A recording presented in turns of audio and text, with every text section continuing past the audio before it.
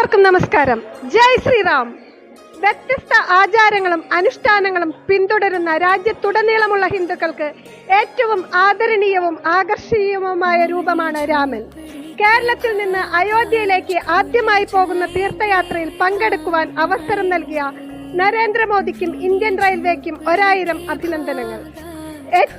രാമരാജ്യമായ അയോധ്യ തിരിച്ചുപിടിച്ച് ചുരുങ്ങിയ കാലയളവിനുള്ളിൽ ലക്ഷക്കണക്കിന് ജനങ്ങൾക്ക് എല്ലാ സൗകര്യങ്ങളും ഒരുക്കി തന്ന UP സർക്കാരിനും പ്രത്യേകം നന്ദി.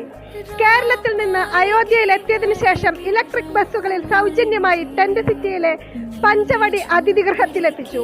അവിടെ ഓരോ ഭക്തർക്കും കിടക്കുവാനുള്ള സൗകര്യം, നല്ല ആഹാരം, പൂർണ്ണ മനസ്സോടെ അർപ്പണ ഭാവത്തോടെ സേവാ പ്രവർത്തനം നൽകിയ സേവാ പ്രവർത്തകർ, മെഡിക്കൽ വിംഗ് എന്നിവയുണ്ടായിരുന്നു.